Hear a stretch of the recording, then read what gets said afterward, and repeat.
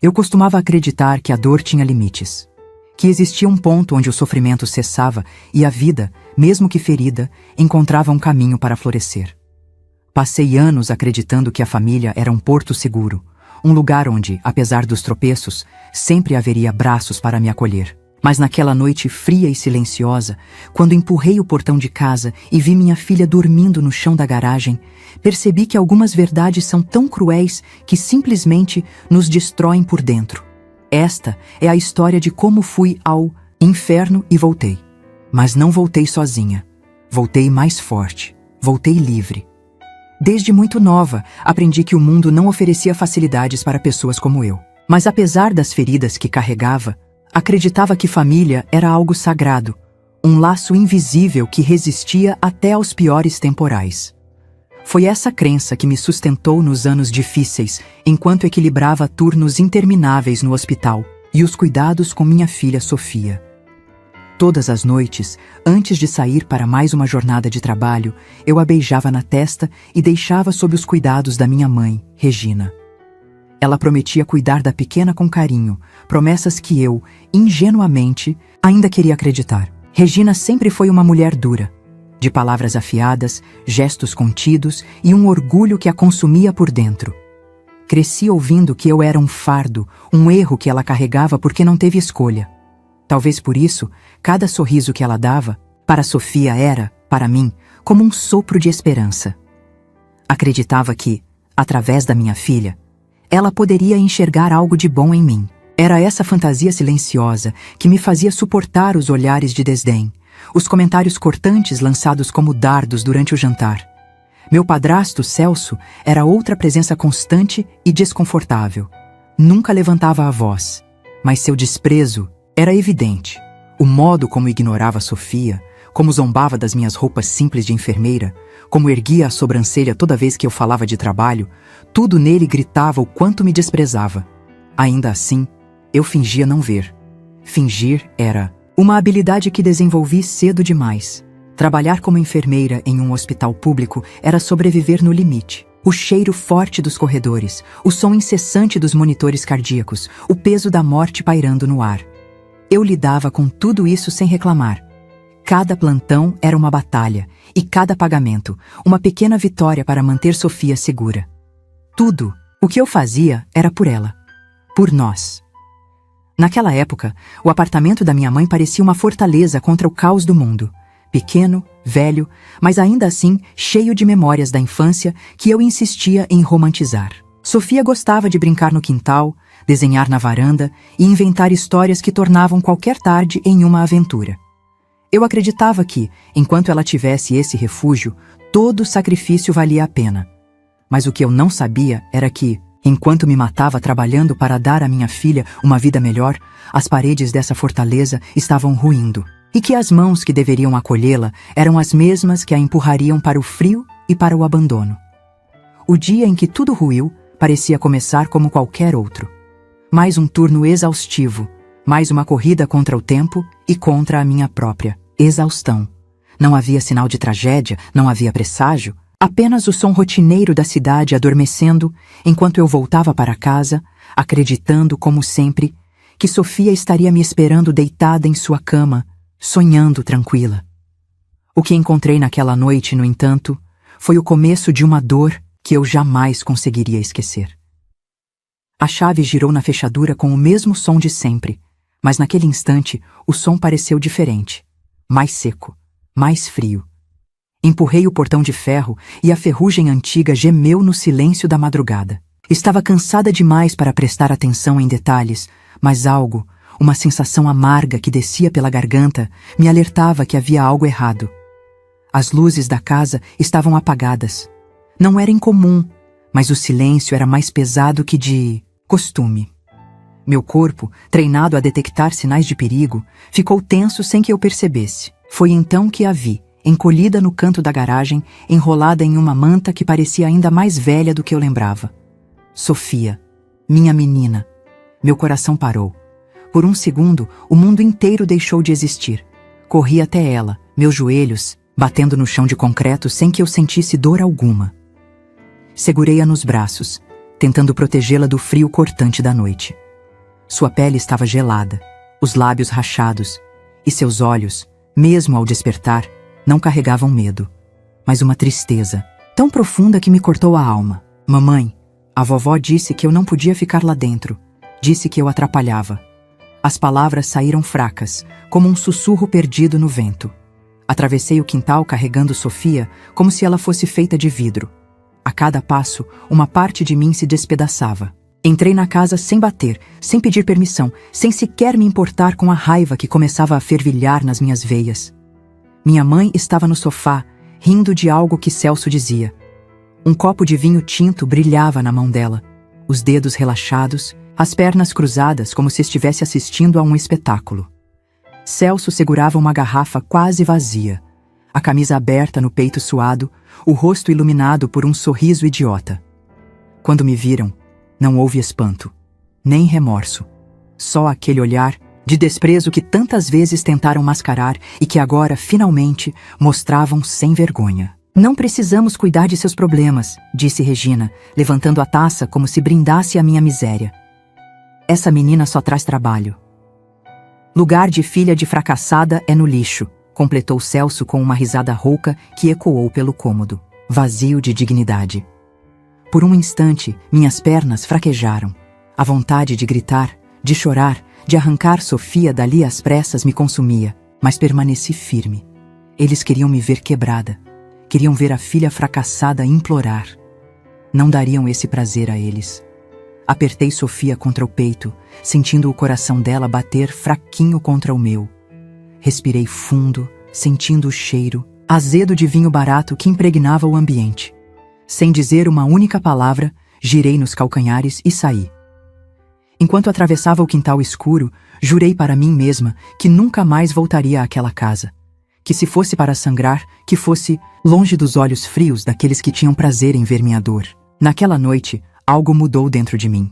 Algo mais forte que a raiva, mais profundo que o desespero. Um silêncio cortante que não pedia justiça nem piedade. Um desejo inabalável de fazer com que, um dia, eles sentissem na própria carne o que era ser abandonado, rejeitado e esquecido. Eu só não sabia que, quando esse dia chegasse, a vingança teria um sabor diferente do que eu esperava. O vento cortava minha pele enquanto eu caminhava pela calçada estreita, carregando Sofia nos braços como um pedaço da minha própria alma. Cada passo parecia mais pesado que o anterior, não só pelo peso dela, mas pela devastação que me rasgava por dentro. Sofia aninhou o rosto em meu pescoço e suspirou, um som pequeno e resignado que me fez sentir como se o mundo inteiro estivesse ruindo aos meus pés. Não havia para onde ir. Não havia ninguém para quem ligar. Era como se de repente estivéssemos sozinhas num deserto frio e cruel. Segui andando até encontrar um pequeno hotel barato, um desses lugares que cheiravam a mofo e solidão. Pedi um quarto pelo tempo que conseguisse pagar e acomodei Sofia na cama dura, cobrindo-a com o cobertor áspero que encontrei no armário. Ela adormeceu em segundos, esgotada, enquanto eu permanecia sentada ao lado, imóvel. Fiquei ali por horas, encarando o teto manchado, ouvindo o ranger dos canos antigos. Pensava em como cheguei àquele ponto, em como permiti que a esperança me cegasse tanto a ponto de confiar de novo em Regina e Celso. Tudo em mim gritava por justiça, mas não seria uma explosão de raiva que mudaria o que haviam feito. Eu precisava de algo maior, algo que eles jamais vissem chegando. Na manhã seguinte, comecei do zero. Peguei o pouco dinheiro que tinha, aluguei um apartamento pequeno e decadente em um bairro esquecido da cidade. As paredes tinham manchas de umidade, as janelas não fechavam direito e o cheiro de bolor parecia impregnado nos tijolos. Mas era nosso refúgio, nossa trincheira. Foi ali, entre infiltrações e baratas, que comecei a construir a vida que minha filha merecia. Aceitei cada plantão extra que o hospital oferecia. Passei noites em claro, estudando administração hospitalar em cursos baratos pela internet. O tempo que tinha com Sofia era pouco, mas cada minuto era precioso. Ela nunca reclamava. Me olhava com aqueles olhos enormes e confiava em mim com uma fé que eu não podia decepcionar. Enquanto eu levantava cada tijolo da nossa nova vida, Regina e Celso continuavam a afundar na ilusão de riqueza. Vizinhos comentavam sobre as festas que davam, com dinheiro emprestado, sobre as dívidas que se acumulavam nas portas de lojas e bancos. Não demoraria muito para que a fachada desmoronasse. Não sentia prazer em saber disso. Sentia algo mais frio, como se estivesse apenas esperando o momento em que a máscara deles cairia completamente. Não planejava procurá-los. Não planejava enfrentá-los. Eu queria que a ruína viesse por suas próprias mãos, assim como fizeram comigo e com Sofia. Mas no fundo, havia uma parte de mim que sabia, um instinto antigo e inegável que murmurava que o universo cobra cada dívida. E que, quando a cobrança viesse, eu estaria preparada para ser muito mais do que uma testemunha silenciosa. Eu seria o golpe final. O tempo, que antes parecia um inimigo cruel, tornou-se meu aliado silencioso. Cada amanhecer era um passo a mais na reconstrução da minha vida e da vida de Sofia.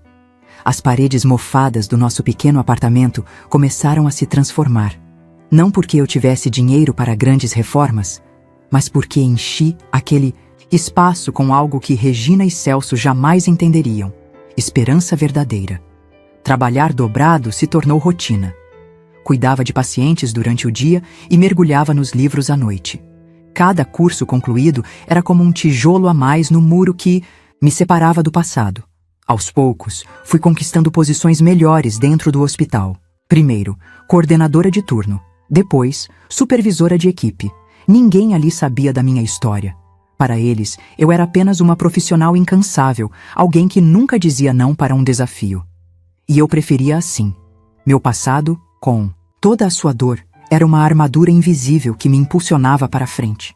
Enquanto isso, notícias de Regina e Celso chegavam até mim como sussurros trazidos pelo vento. Eles continuavam tentando manter a ilusão de uma vida de luxo, gastando o que não tinham, fingindo sorrisos em festas para pessoas que mal lembravam seus nomes. A casa onde um dia morei virou uma prisão adornada com contas impagáveis. Carros, financiados, joias falsas, roupas de grife compradas a prazo. Tudo desmoronando lentamente, como um castelo de cartas construído sobre areia movediça. Não me alegrava com a ruína deles, mas também não sentia pena. Cada escolha que fizeram, cada palavra de desprezo lançada, cada gesto de abandono, agora voltava para assombrá-los. A justiça da vida era silenciosa, mas implacável. Sofia crescia saudável, cheia de vida e sonhos que eu jamais permitiria que fossem esmagados como os meus foram. Ela não precisava saber dos horrores que enfrentamos. Para ela, nossa pequena casa era um lar. E ver seus olhos brilhando cada vez que trazia boas notas da escola era tudo o que eu precisava para continuar. Conforme os anos passavam, meu nome começou a circular nos corredores do hospital com respeito. Meu currículo, antes modesto, agora brilhava com conquistas sólidas. Quando o Conselho Administrativo anunciou que abriria uma vaga para a administradora-geral, soube que essa era a oportunidade que vinha construindo desde a noite em que segurei minha filha na garagem fria. Me preparei como nunca antes. Estudei, observei, antecipei movimentos. Quando sentei diante da banca de avaliação, não era apenas uma mulher buscando uma promoção. Era a soma de todas as cicatrizes que carregava no peito, de todas as noites em claro, de todos os nãos que suportei calada. E pela primeira vez, percebi que não precisava provar nada a ninguém. Eu merecia aquela vitória. Quando recebi o comunicado oficial da minha nomeação, segurei Sofia nos braços e deixei que as lágrimas, aquelas que nunca permiti cair antes, finalmente escorressem. Não era apenas sobre o cargo, era sobre tudo o que havia sido tirado de mim e que, com minhas próprias mãos, eu estava reconstruindo. Mas mal sabia eu que o destino, sempre atento, guardava uma ironia amarga para mim. Um teste final para medir o quanto eu realmente havia mudado. E esse teste viria com rostos que eu conhecia muito bem. O sol da tarde escorria pelas janelas do hospital, dourando os corredores silenciosos com uma luz morna e enganosa. Eu caminhava entre as alas como se fizesse parte da própria estrutura do prédio, cada passo firme, cada olhar altivo. Não era mais a enfermeira exausta que aceitava qualquer plantão. Eu era a administradora geral. E naquela posição, a vida me oferecia uma visão clara e cruel de quem precisava de mim, de quem dependeria da minha palavra para sobreviver. O interfone da minha sala tocou. Informaram que 2 pessoas aguardavam uma reunião urgente comigo. Algo na voz da recepcionista, um leve tremor me alertou. Disse que os mandasse entrar. Não perguntei quem eram. Algo dentro de mim já sabia. Quando a porta se abriu, Regina e Celso surgiram como fantasmas de um passado que eu havia sepultado. Regina parecia menor, o corpo curvado, os olhos fundos, marcados por olheiras escuras. Celso, aquele homem que um dia exalava arrogância, agora parecia um velho perdido, com as roupas amarrotadas e o olhar desesperado. Por um instante, o tempo congelou entre nós. Eles demoraram a reconhecer quem eu era agora. Vi nos olhos deles o momento exato em que a ficha caiu. Regina levou a mão à boca, trêmula, como se quisesse apagar a visão diante dela. Celso deu um passo atrás, como se minha simples presença fosse um golpe físico. "Filha", Regina sussurrou, a voz falhando. "Filha, precisamos de você." Ela tentou avançar, mas seu corpo fraquejou, e Regina caiu de joelhos diante de mim, implorando, com as mãos estendidas. Disse que estava doente, que precisava de uma cirurgia urgente, que sem isso morreria.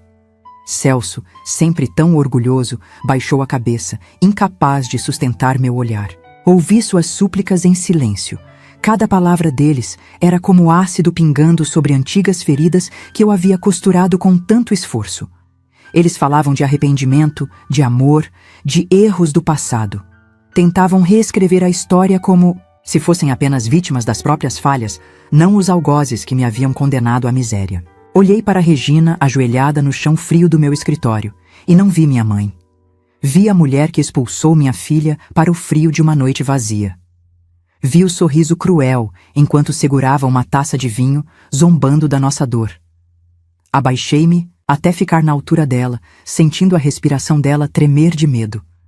Falei baixo, para que cada palavra cortasse fundo. "Aqui nós só tratamos quem tem valor. E, sinceramente, você nunca teve nenhum." Levantei-me devagar e assinei, sem hesitar, a recusa do atendimento gratuito.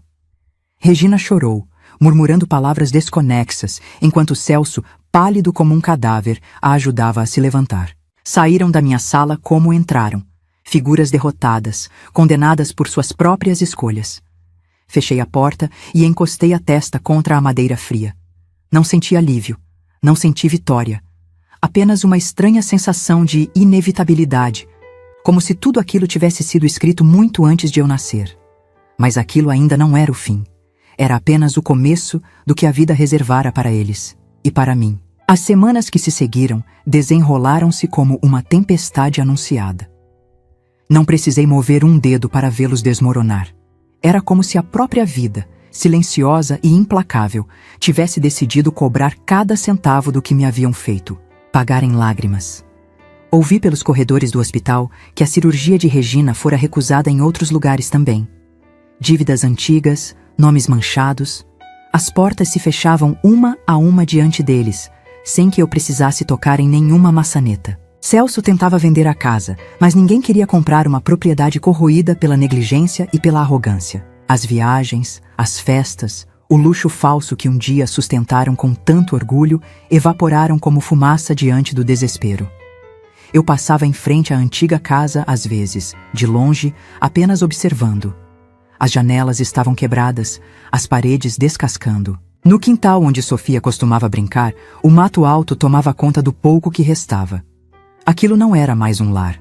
Era um túmulo aberto, um monumento à própria decadência. Numa tarde cinzenta, voltando do hospital, vi Regina sentada na calçada do outro lado da rua.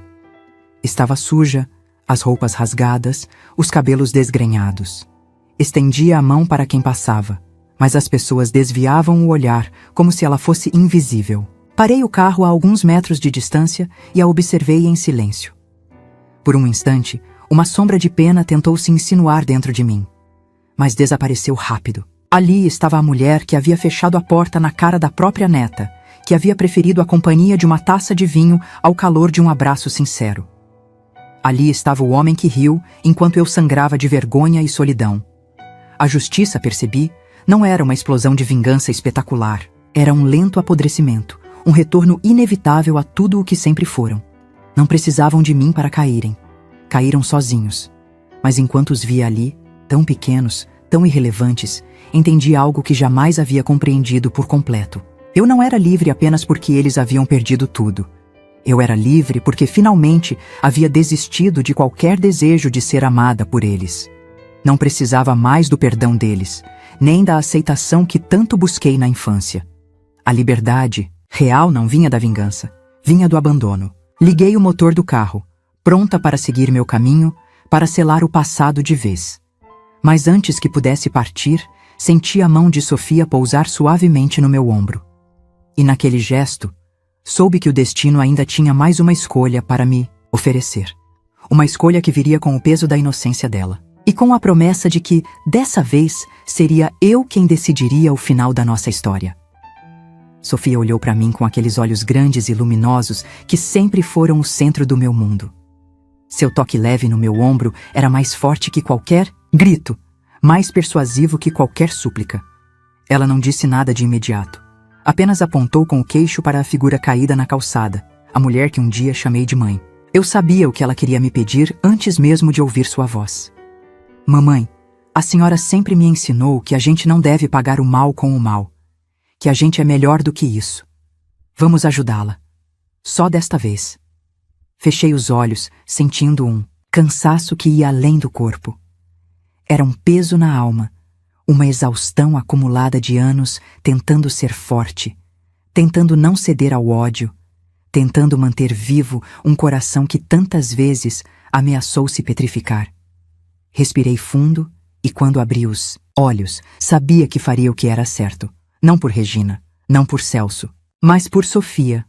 Pela menina que eu criei para ser tudo o que eu mesma precisei um dia.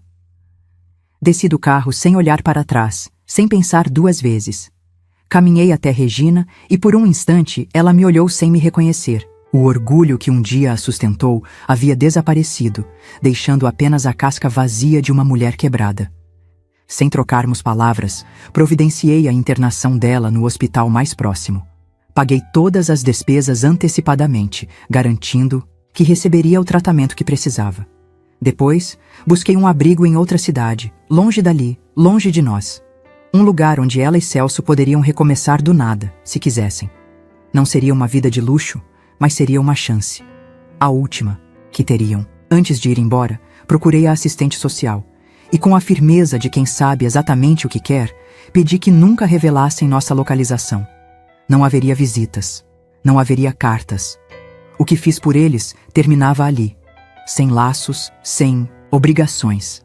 Quando voltei para o carro, Sofia sorriu para mim com um misto de ternura e orgulho. Segurei sua mão e a apertei com força, sentindo a conexão inquebrável que havia entre nós. Você tem razão, filha.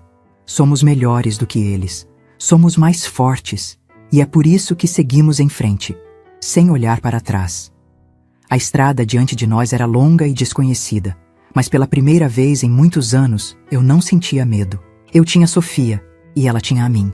Não éramos apenas sobreviventes, éramos vitoriosas. Regina e Celso ficaram para trás, carregando o peso das próprias escolhas. Eu seguia em frente, livre de amarras, livre da necessidade de ser aceita, livre para construir uma nova história. Uma história que desta vez seria escrita apenas pelas minhas mãos. E se você chegou até aqui, muito obrigada por ouvir minha história. Fico imaginando de onde você está me ouvindo agora. Será do conforto da sua casa? Talvez no trabalho, no trânsito, ou até mesmo antes de dormir? Me conta nos comentários. Vou adorar saber. E me diz também, você já conheceu alguém que passou por algo parecido? Já ouviu uma história surpreendente de superação e justiça como essa? Ou talvez esteja vivendo algo que ainda vai virar uma história incrível? Enquanto você assistia, o que estava fazendo? Preparando um café? Arrumando a casa? Ou simplesmente se deixando levar pelas emoções dessa jornada? Compartilha comigo. Quero muito conhecer um pouco da sua história também. E se essa história tocou você de alguma forma, não esquece de deixar seu like, se inscrever no canal e ativar o sininho. Ainda temos muitas outras histórias emocionantes para viver juntos. Até a próxima!